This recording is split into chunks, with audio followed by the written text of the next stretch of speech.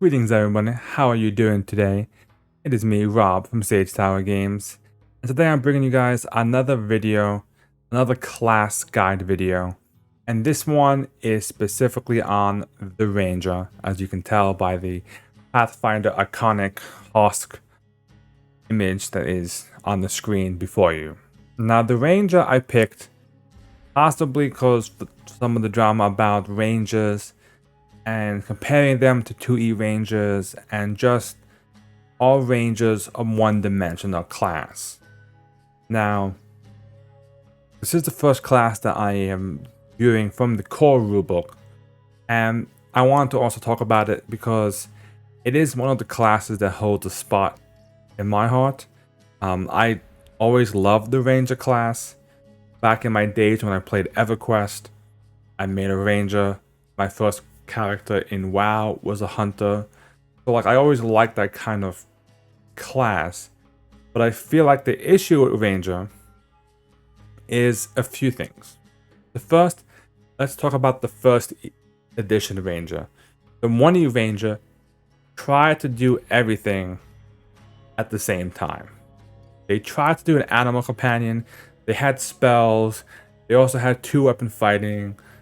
They also had like combat skills. They had all these different things, but they really weren't the best at any of them. Druids were better at animal companions. They had spells, but they only capped at 6th level spells. They didn't even get up to 9th level spells, and so forth and so forth. So that's one issue they had. The second issue is this. The concept of a Ranger, I feel like, is what's really holding them back as a class. Most people, when they think of Ranger, they think they have a bow or a crossbow, and they just unload arrows, and they're Legolas, basically. You know, have some like outdoorsy vibe to them, but they're usually all a ranged fighter. Yes, you can go in melee, and there are some people that do that, but then it's like, well, why not just play a fighter? And I feel like that's part of the issue. If you lose that nature aspect of the Ranger, then what are you really? You're just making a glorified fighter, really. And part of that, I think, is the issues with survival and track. Like, I could probably count on one hand, and you might be able to as well, how many times as a Ranger you actually ever use survival to track somebody. I'll give you a moment. Think. Follow-up question. How many times did you use that? And remember that technically when you're tracking somebody, you have half speed when you're tracking somebody. And then your class actually has bonuses, like if you're tracking your special prey, as you level up, all this stuff. How many times do you actually use that? That's the point. The Rangers are supposed to be these outdoor like hunters and tracksmen, but half their skills you never really use. They're usually like the fighter that has like nature knowledge and can maybe cast a few spells. Which is kind of unfortunate for the class. And possibly depending on certain adventures you run, they may see more use.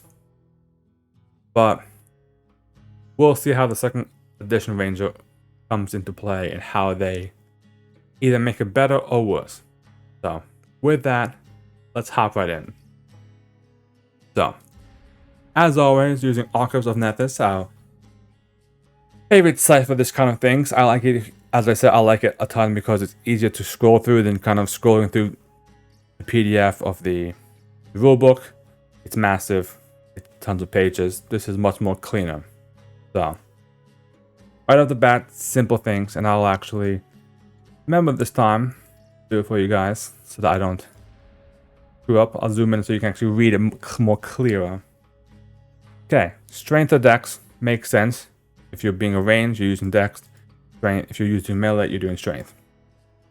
10 hit points plus con, again, makes sense because you're possibly going to be a melee type class, so you want some hit points. This is basically your primal spells. your primal focus spells. That's all that means. And these are just key terms that you use. Flourish, same thing. It's been on a few classes have flourish. You can only use one flourish per turn. Open means you have to start your turn with it. And press means you can only press it when you use if you have a multiple attack penalty. Okay. All this again, blah blah blah blah blah. Perception, you know, basically what you expect. See, nature, survival, like we said. Fortitude, reflex, trained only in will, and everything else. So here's the big thing: hunt prey. Hunt prey is your main ability. As you know, it's kind of your main thing. So you designate a single creature as your prey and focus your attacks against that creature.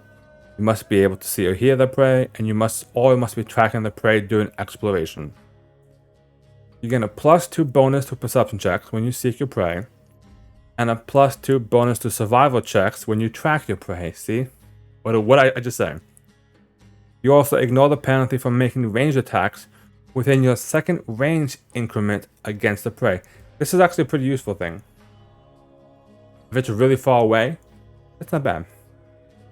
And of course, you can only have one creature designated as your prey. If it ever dies or whatever, you just move it on. And Hunter's Edge is your kind of like specialization for your class, which we'll go into in a bit. And then so forth, everything else is your proficiencies, feats, skills, all that stuff. You gain expertise. Once more, again, you know, when you move to natural terrain, you're difficult to track. You always gain the benefit of cover track actions in such terrains without moving at half your speed. So again, cover tracks takes half your speed.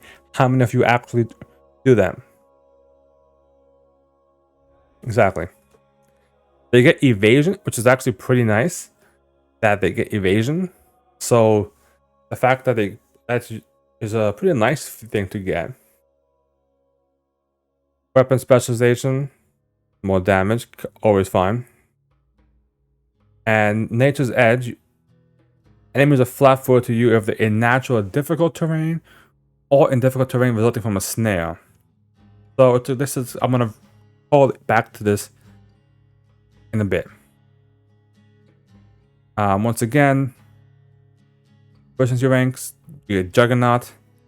If you succeed on a fortitude save, you get critical succeed then. So it makes you even better against fortitude saves. Another one helps you move to difficult terrain. Improved evasion, even better. And this again, Masterful Hunter, upgrade your things, second skin, so forth. Level 19, Swift Prey. I feel like this is a bit of how do you say, not worth it. At level 19, you gain the ability to hunt prey for free. Okay, that's one free action. I mean, it's nice, but I feel like at level 19, I would like more bang for my buck. So, Hunter's Edge. Let's talk about that. So, there's 3 different types. The first one is Flurry. You've trained to unleash a devastating flurry of attacks upon your prey. Your multiple attack penalty for attacks against your hunted prey is -3 or -2.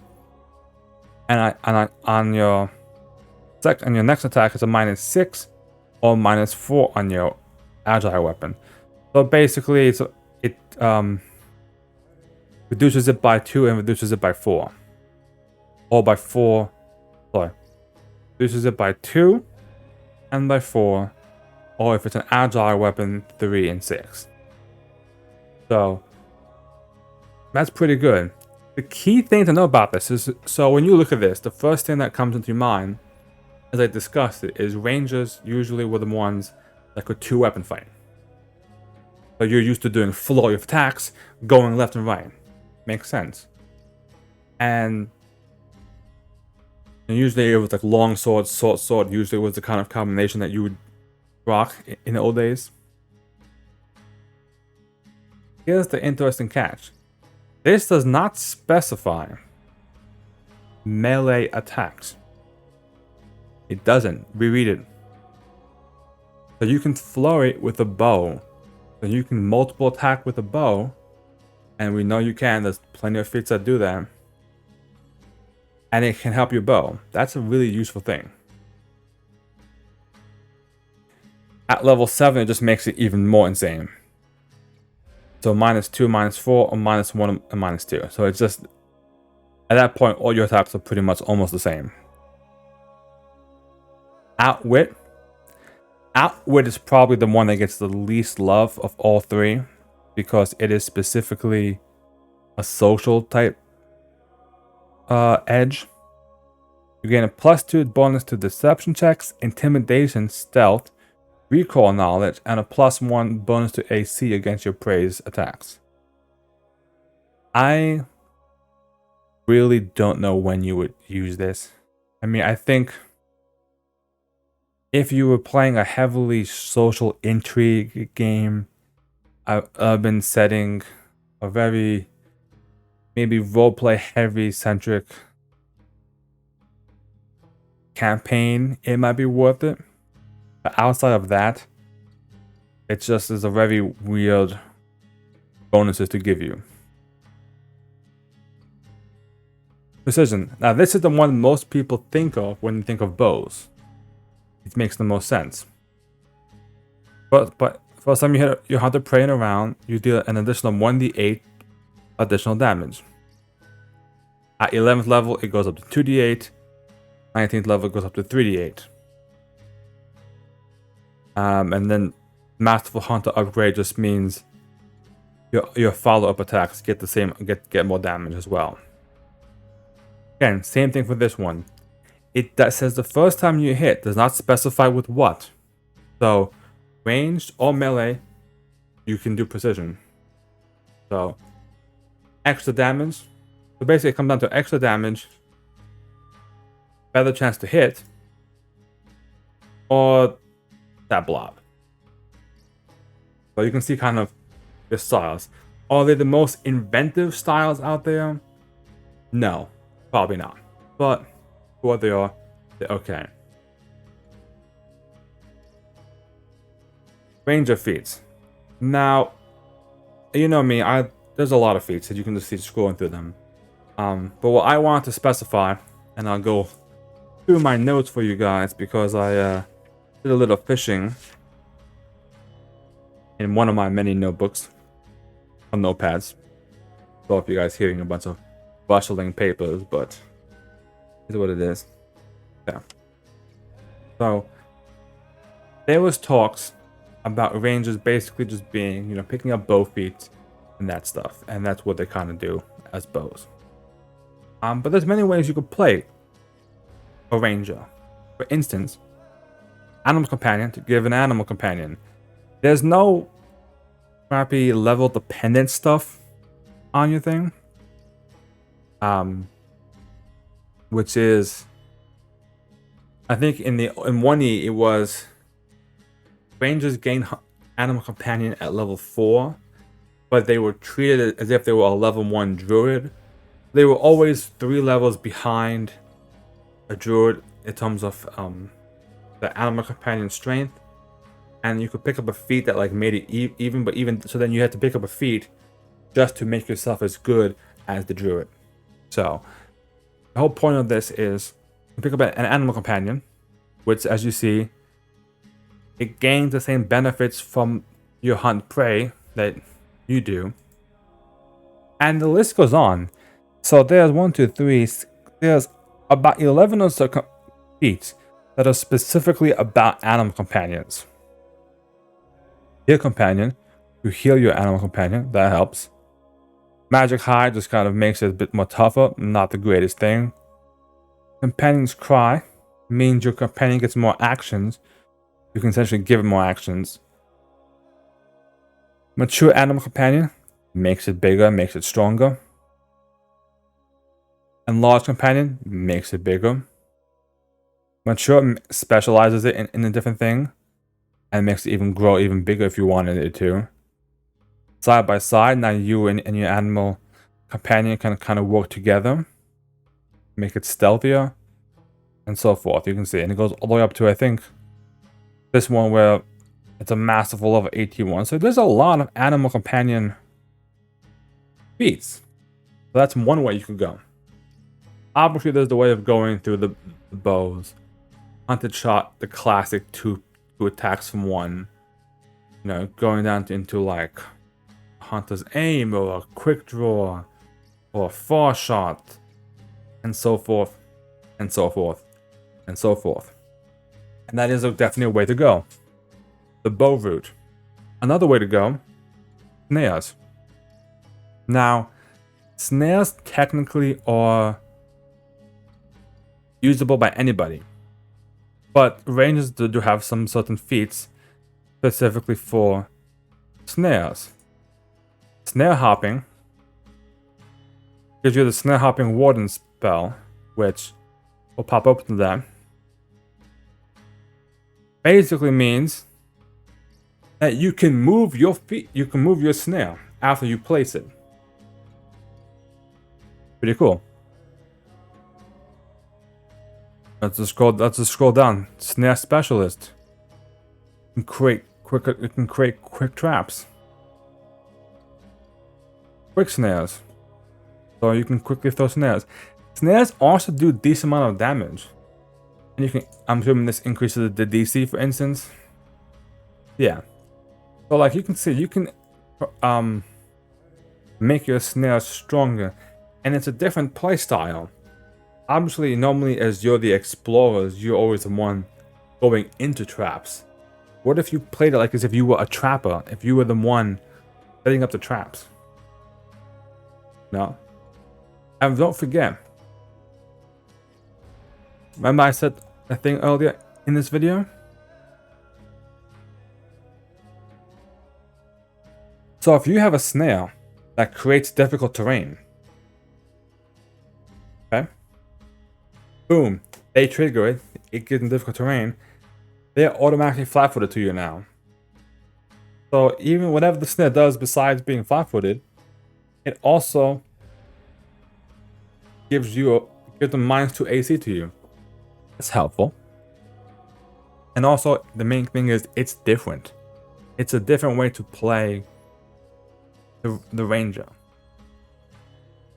Another way to go, and I'm just gonna, I told you I'm just gonna spit these out for you guys, is the more knowledge-based. This kind of goes around Monster Hunter, which basically means every time you hunt prey, you get a free recall knowledge check, and it kind of goes up and up on that. In different ways. There's plenty of like druids. There's druid like wild empathy and stuff like that. Favorite enemy, classic from 1E. Those of you that remember, favorite enemy in the old days was give you a bonus to your thing. This is a whole different way. You can choose on a specific type, and you're gonna get a free hunt prey if it is that enemy. So, not as good as it was in 1E. But, okay. 2D Mist is a warden spell that kind of gives you a healing spell as a ranger. Not bad. And it just goes on and on and on. And one thing I do want to bring up that's pretty, I thought was pretty cool, and you'll probably see it in another one of my videos. Disrupt Prey. Give a moment to read this for a second. Sound familiar? This basically is an attack of opportunity. Now, yes, it has to be a melee attack basically, because you have to be in melee range for it. But if you're playing a melee ranger, you can do attack of opportunities, which before only is a class feature for fighters only. So that gives you a way to get attack of opportunities as a different class. That's pretty good. And here's the kicker. I'll go back to the Hunters class main page and kind of go through it all. I just came up with like 3 or 4 different ways you could build your character, right? You're not locked in any of these ways. If you want to pick up a few animal companion feat, and then you're happy with your animal companion, now you want to go over and do some spells, boom. Or maybe you want to pick up some snare feats just to kind of like make your snares a bit stronger, and then you want to pivot into like spells more and do something like that. Or if you want to do bow feats, picking up a few bow feats along the way, in either case, you can. Does it mean you're not super optimal? Technically. But the point being, if you make a class and you make a character and you pick up all the bow feats, you're just a machine gun with a bow, basically. And you're doing tons of damage. And that's all your character can do. So then, yeah, your character is going to be one-dimensional, really. You built it that way. But there's so many other ways you can build the Ranger. And that's what I like about the Ranger, is that, especially the way they've made it in 2E. In 1E, they try to shove everything at you, and you kind of just like, you sucked at it. Well, you didn't suck at it, but like it wasn't. There were so many things going on, and it just wasn't like a clean as it is in 2nd edition. You want an animal companion, and you want this massive bear or falcon or whatever companion you want next to you. You can do it. Or say you want cast spells or be a trapper type ranger, you can do it.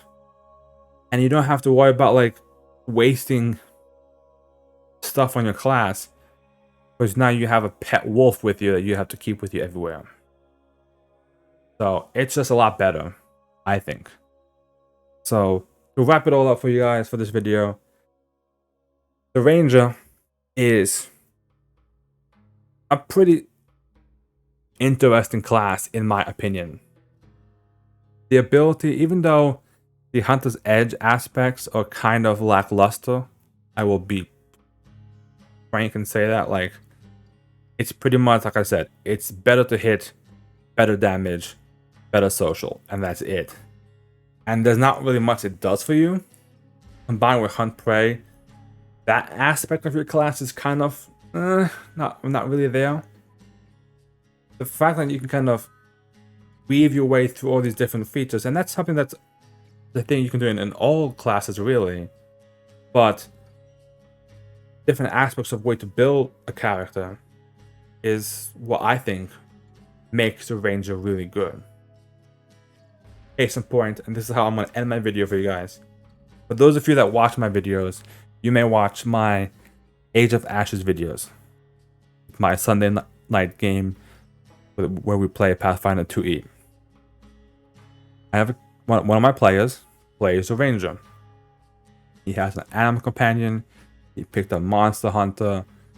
He picked up some bow feats and all that stuff. Recently, one of the other players switched their character. They went from a rogue to an alchemist, and the Ranger had decided to respec a bit. It's not going more into a melee type build. So I don't know what feats he plans on picking up, but I think he picked up 1 or 2 in the level that he gained. And this idea of him picking him up now kind of changes his build.